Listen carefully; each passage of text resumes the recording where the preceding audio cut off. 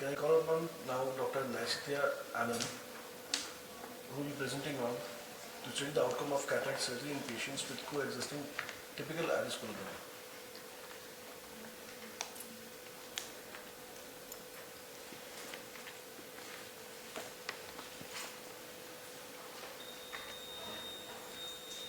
This is a non-competitive presentation. Good afternoon to everyone present here. I am Naishithya, a second year of the PG. The topic of my paper is cataract surgery outcome in patients with coexisting ocular coloboma.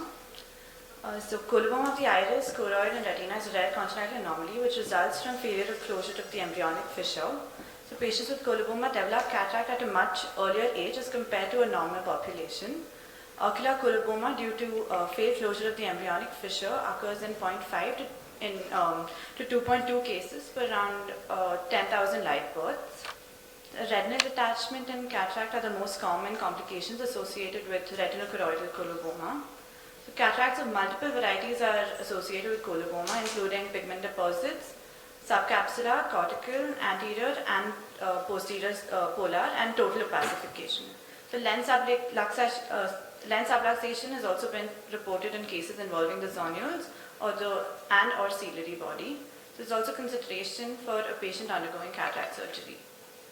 So the most critical step of cataract surgery in such cases is the capsular rhexis, as there are higher chances of extension and in the colobomatous areas. So in the presence of pre-existent zonular dehiscence, nucleus management becomes more challenging in advanced cataracts. So the purpose of our study was to report the outcomes of the cataract surgery in cases with coexisting typical coloboma and to identify preoperative, intraoperative and postoperative prognostic factors in these cases. So it was a prospective and interventional study that was conducted in a tertiary care hospital from December 2020 to November 2023. So after obtaining institution ethical committee approval, the study was conducted among patients attending the ophthalmology outpatient department at a tertiary care hospital, fulfilling the inclusion and exclusion criteria.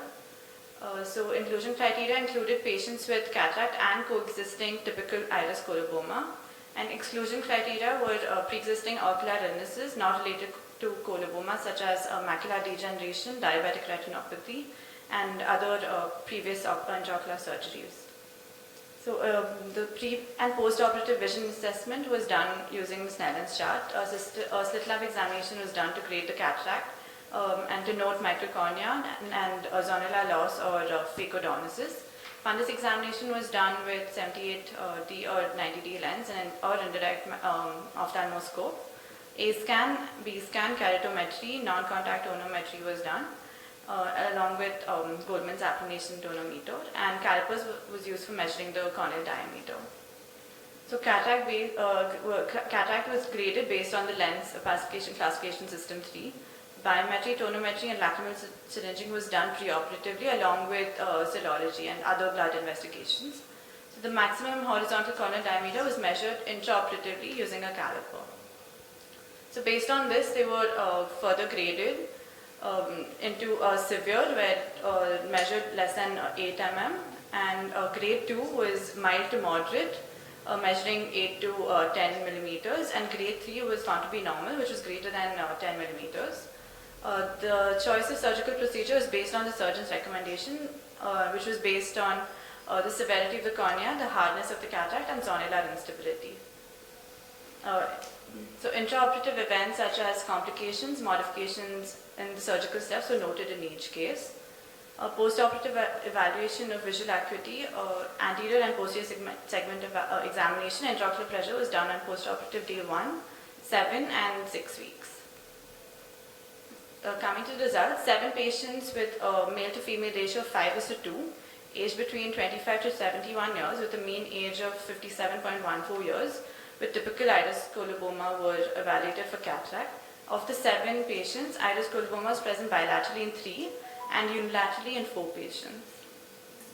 This is a patient who had bilateral coloboma with retinochoroidal coloboma as well. This is another patient with coloboma present unilaterally along with choroidal coloboma.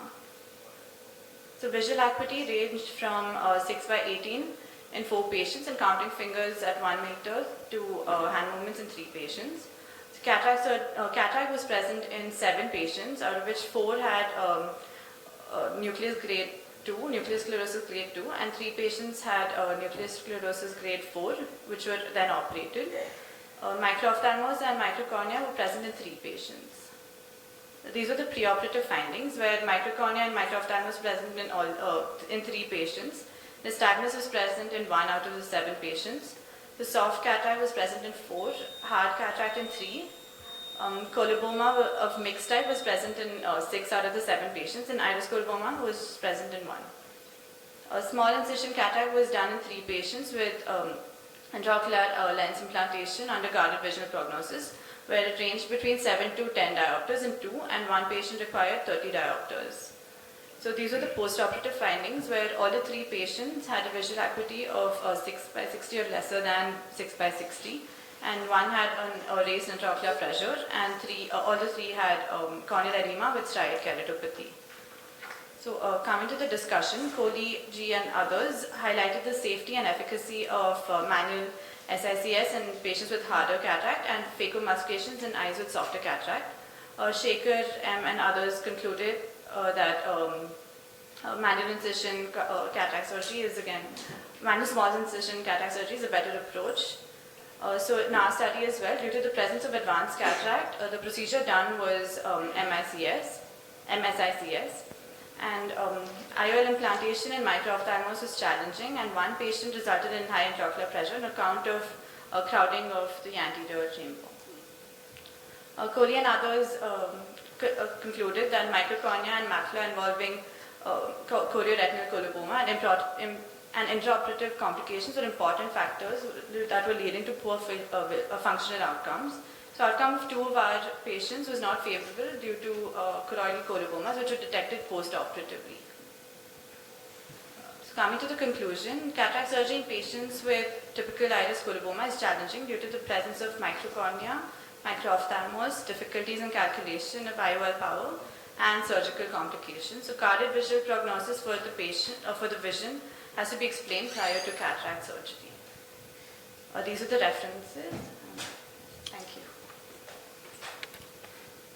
Pre-operative refractive errors should have been considered, I think, and also the astigmatism usually present in them, that could have been essential to plan the site of incision you do, to give a better result.